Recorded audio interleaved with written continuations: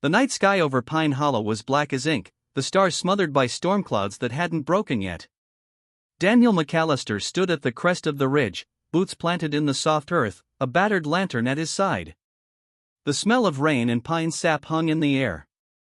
Below him, spread across what had once been his family's land, rows of cookie-cutter houses sat in perfect formation, their windows glowing with warm suburban light. The neighborhood looked peaceful, like a painting you'd see on a realtor's billboard. To Daniel, it looked like an insult. His fingers tightened around the lantern handle. He could still remember how this valley looked 5 years ago, wild grass as far as the eye could see, the old oak grove where he'd played as a boy, the creek winding like a silver ribbon toward the dam his grandfather built in 1968. This land wasn't just property. It was memory, sweat, blood. His father's ashes were buried under the largest oak. His mother's last wish had been that it stay in the family. And yet, somehow, here it was paved over, subdivided, swallowed by an HOA that claimed he'd missed some obscure county notice about a reclassification. They'd called it progress. They'd called it opportunity. But what they really called it, Daniel thought, was theft. The thunder rolled across the valley like an omen. He'd fought them, of course. Lawyers, meetings, county boards, all of it. He mortgaged everything just to stay in the fight. And still, the signatures had been filed, the permits stamped. By the time the last letter from the court arrived, it was over. The land was gone, the development approved, the homes built. The McAllister farm was nothing but a memory under 35 new roofs and an HOA president who smiled too wide when she handed him the final eviction notice. Her name was Patricia Caldwell. 60 years old, neat gray bob, gold necklace that caught the sun, and a handshake that felt like a trap snapping shut. She was standing on his porch the day she told him he had 30 days to vacate the cabin, the last structure still standing on McAllister soil. He'd stared at her until she left, then closed the door and didn't speak for 3 days. Now he stood here, on this ridge, with the storm crouched above him and a plan coiled tight inside his chest. The dam was only a half-mile up the creek. His grandfather had poured every cent he had into building it, a private irrigation project that turned the valley fertile. Over the decades, Daniel had maintained it himself, patching the concrete, oiling the gates. The county never cared, it wasn't their dam. It wasn't their water. And no one else knew how easily those gates could be opened. A pair of headlights cut across the valley floor. Daniel crouched low, watching as a black SUV crept along the brand new asphalt road that cut through the subdivision. It turned into Lot 12, the home nearest the creek, and parked. Patricia Caldwell stepped out, umbrella snapping open against the rising wind. Even from this distance, Daniel could feel her presence, that smug authority she carried. She walked up the porch steps of the new house, her house, he guessed, and disappeared inside. He stayed crouched there until the lights inside turned off. Lightning forked across the sky, and for a brief instant, the entire valley was lit up in stark white. The roofs, the fences, the trimmed lawns, all of it shimmered like a mirage. And Daniel thought about the creek, about the reservoir behind the dam, about how full it had been the last time he checked. He could hear his grandfather's voice in his memory, "The land takes care of those who take care of it, Danny. But if someone tries to tame it, if they try to break it, it'll bite back." He rose to his full height and turned toward the dark line of trees where the trail to the dam began. The wind was rising now, whistling through the pines. Branches snapped under his boots as he made his way along the familiar path. The storm finally broke when he was halfway there, fat drops of rain hitting the leaves, soaking his flannel shirt in seconds. He didn't slow down. By the time he reached the dam, the rain had turned into a curtain. Water hammered the reservoir below, adding to the already swollen surface.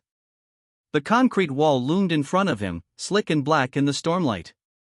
Daniel dropped the lantern onto a dry patch under the control shed and stepped inside. Everything was just as he left it, the rusted wheel, the old pressure gauge, the manual levers his grandfather had installed. Daniel ran a hand over the controls, rainwater dripping from his sleeve. His heart thudded in his chest, loud as the thunder. He could open the gates right now. Tonight. No warning, no negotiation. The water would roar down the creek, tear through the subdivision like a living thing. It would swallow their manicured lawns, their driveways, their brand new siding. It would wipe it all clean. He gripped the wheel, then hesitated. In the back of his mind, a voice whispered, the same one that kept him awake at night, once you turn it, there's no going back. Daniel let go of the wheel and stepped back. His hands were shaking, but not from the cold. He turned, looking back down the path he came from. Somewhere out there, those houses were sleeping. Families were sleeping. But Patricia Caldwell's words echoed in his memory, this isn't your land anymore, Mr. McAllister. It belongs to the association now. The rain pounded harder. The gauge needle trembled at the red line. The reservoir was near bursting already. Nature was going to do this eventually, all he had to do was decide if it happened tonight, or some other night when no one was ready.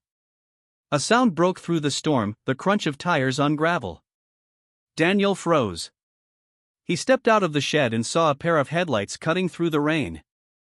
A pickup truck bounced up the muddy road and skidded to a stop near the dam. The door opened and a figure stepped out. Daniel? It was Luke Bennett, neighbor, childhood friend, the last person he expected to see here. Luke jogged toward him, rain plastering his hair to his forehead. What the hell are you doing up here? He shouted over the storm. Daniel didn't answer. Luke's gaze flicked to the control wheel, then back to Daniel's face. His expression darkened. You're not seriously thinking about, Luke began. Go home, Luke, Daniel said, voice low. Luke took a step closer. You open that dam, people are going to lose more than houses. There are kids down there. Families. You think Caldwell's the only one living in that neighborhood? Daniel's jaw tightened. He looked out over the black water, the rain-slicked valley beyond. He could almost see the glow of the subdivision in the distance, warm and oblivious. You don't understand, Daniel said. They took everything. Everything. Luke put a hand on his shoulder. Then make them pay another way. This isn't you. For a long moment, neither man moved. The storm raged around them, the water slapping against the dam with hungry force. Finally, Daniel stepped away from the wheel. Go home, he said again, and this time it sounded like an order. Luke studied him for a second longer, then nodded and jogged back to his truck. Daniel watched the taillights disappear into the night. He turned back to the wheel. The rain had already filled the reservoir another inch. His hand hovered over the cold metal. And then he smiled a slow, bitter smile. Not tonight, he murmured. But soon. The storm howled its approval. 2 days later, the sun rose over Pine Hollow like nothing had happened. The storm had passed, leaving the air washed clean and the ground soft beneath the new neighborhood's freshly laid sod. To the people living in those 35 houses, it was just another morning. To Daniel McAllister, it was a countdown. He hadn't slept much since that night at the dam. Luke's words still echoed in his head, but so did Patricia Caldwell's. He'd spent hours sitting at the kitchen table of the cabin, staring at old maps of the property lines, tracing the course of the creek with his finger. The water levels would stay high all week. One more storm would be enough to make the dam spill over naturally, but Daniel didn't want natural. He wanted deliberate. He wanted them to know it wasn't an accident. That morning, he drove into town in his rusty Ford pickup. Pine Hollow had grown over the years, but it was still small enough that people knew his name and his business. The sheriff gave him a nod outside the diner, and the barista at the cafe asked how he was holding up. Daniel offered polite smiles, but his thoughts were far away. He stopped at Bennett's Hardware, where Luke worked mornings, and pushed the door open. The little bell above the door jingled. Luke was behind the counter, sorting receipts. He looked up, surprised. Dan. Need a few things, Daniel said simply. Luke hesitated before speaking. You still thinking about the dam? Daniel kept his voice even. Just doing some maintenance. Storm pushed the gauge into the red the other night. Need to be ready for the next one. Luke didn't look convinced, but he rang up the items anyway: industrial grease, a crowbar, a pair of heavy work gloves. Daniel could feel his friend's eyes on him the entire time. "You do whatever you're going to do, just make sure you can live with it after," Luke said quietly as he handed over the bag. Daniel didn't reply. That afternoon, Patricia Caldwell called a meeting of the HOA in the brand new clubhouse. Daniel wasn't invited, but he parked his truck far enough away that no one noticed him and sat watching as the neighbors filed in, young couples in golf shirts, retirees with their tiny dogs, kids tagging along with juice boxes. None of them had ever spoken to him. None had asked who owned this land before their houses sprouted up like weeds. When Patricia finally arrived, she stood tall at the podium, pearls glinting in the fluorescent light, and began talking about landscaping standards, parking violations, and fence heights. Daniel couldn't hear every word, but the tone was unmistakable, crisp, commanding, condescending. She thrived on control. He left before the meeting ended. Watching her preside over his land like a queen in her court made his blood boil. That night, Daniel drove back to the dam. The trail was slick but familiar. The moonlight turned the wet leaves silver as he made his way to the control shed. He worked in silence, oiling the mechanisms, tightening bolts, making sure everything would move smoothly when the time came. Every squeak of the wheel sounded like a promise. But just as he was finishing, he heard something, a rustle in the trees. He killed the lantern and froze. A flashlight beam cut through the dark. "Daniel?" Luke's voice again. Daniel cursed under his breath. "You following me now?" Luke stepped closer, face tense. "You're going to do it, aren't you?" Daniel turned to face him fully. "You think they care about what they took? About what it meant? They're laughing at me, Luke. Caldwell's up there writing HOA rules while my dad's grave is under her backyard." Luke was silent for a long moment. Then he said, "So what? You going to drown them all? Kids, dogs, everyone? You think that makes you right?" Daniel's jaw flexed. He hated that Luke made it sound so simple, so black and white. "I'm not looking to hurt anyone," Daniel said. "But maybe a little fear will remind them this valley isn't theirs to tame." Luke's eyes narrowed. Fear turns into tragedy real fast. You open that dam without warning, you can't control what happens next. Daniel turned back to the wheel, running his hand over the cold metal. "Go home, Luke." But Luke didn't move. "If you're going to do this, at least warn them. Give them a chance to leave. Caldwell, the board, everyone. Flood them out if you have to, but don't kill them." The suggestion caught Daniel off guard. He had imagined destruction, not negotiation. But maybe Luke had a point. The flood didn't have to be deadly to send a message. Daniel finally nodded. "You talk to them. Tell them they have 1 week. 1 week to leave this land before I take it back." Luke's eyes widened. "And if they don't?" Daniel's answer was simple. "Then the valley decides." The next morning, Luke drove into the subdivision. Patricia Caldwell was out front, pruning rose bushes. She looked up as his truck pulled to a stop. "Mr. Bennett," she said coolly. "Something I can help you with?" Luke swallowed hard. "It's about the dam," he said. "And Daniel McAllister." Patricia's face tightened at the name. "What about him?" Luke hesitated, then told her everything. Told her about Daniel's plan, about the storm, about the threat. At first, Patricia actually laughed, but when she saw Luke wasn't joking, her expression hardened. "This is extortion," she snapped. "No," Luke said quietly. "It's a warning." Patricia's jaw set. "You tell Mr. McAllister this land is protected. We will not be bullied off it by some bitter old man." Luke sighed. "Then you'd better get your people ready. Because he's not bluffing." Patricia didn't answer. She just turned and went inside. That night, the wind picked up again, bending the pines. The forecast called for another storm rolling in from the west. And Daniel McAllister was waiting. The sky turned the color of steel by late afternoon, the kind of heavy gray that promised trouble. The wind tore through the valley, snapping tree branches and making the new subdivision's vinyl siding rattle like loose tin. Daniel stood at the dam once more, coat pulled tight against the gusts. His face was unreadable. The reservoir was swollen to the brim. Sheets of rain lashed across the water, turning the surface into a churning black mirror. The gauge needle trembled just past the red line. It wouldn't take much now, just a quarter turn of the wheel, to let the valley reclaim itself. Headlights appeared through the storm. A black SUV crunched up the muddy road and stopped just short of the control shed. Patricia Caldwell stepped out, rain soaking her perfectly pressed slacks in seconds. 2 other board members followed, their umbrellas useless in the gale. "Mr. McAllister!" Patricia shouted over the wind. "This is insane. You can't just destroy property because you don't like the way the county ruled." Daniel didn't turn to face her right away. He stared out at the reservoir, then finally spoke.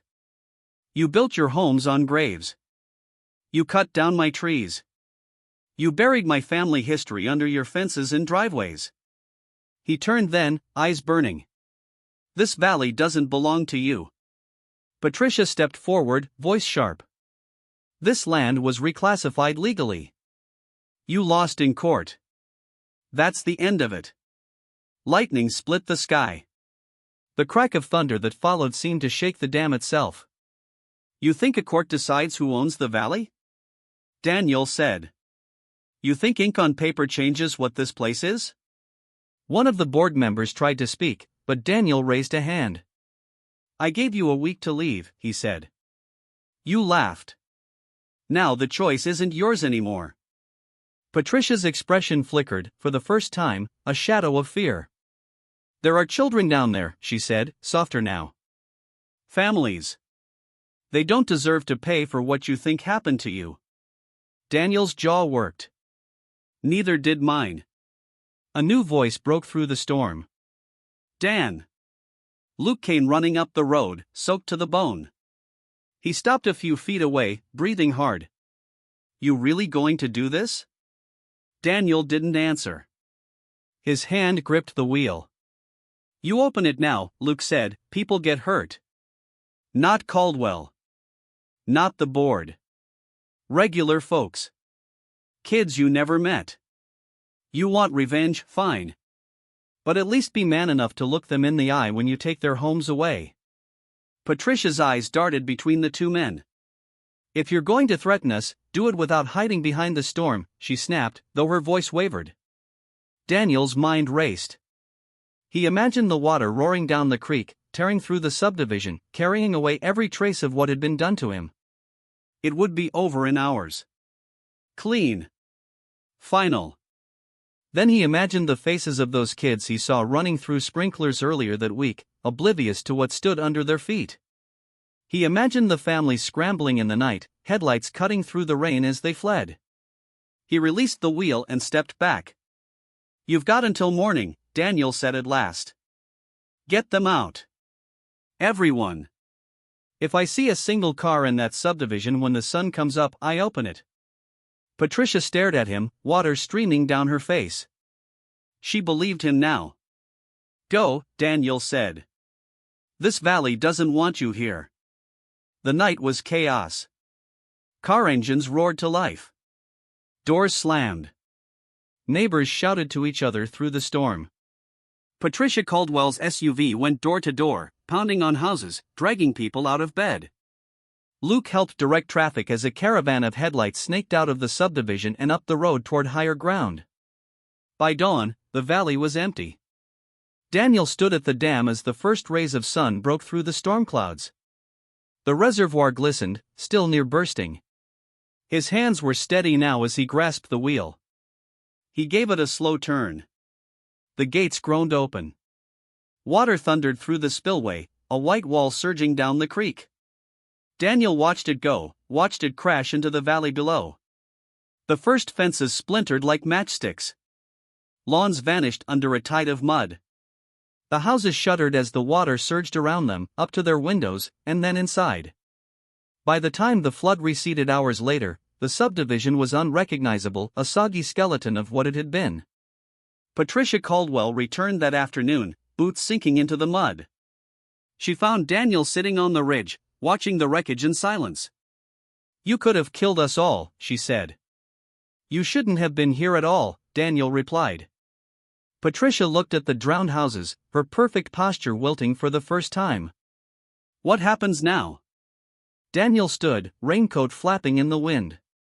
"Now," he said, "the valley rests." He turned and walked back toward the dam, leaving Patricia alone with the ruins. For the first time since the court ruling, Daniel felt the valley was quiet again, not empty, but at peace. The water would recede, the grass would grow back, and maybe someday, someone would understand what this place was meant to be. But not today. Today, it belonged to him. And the valley had spoken.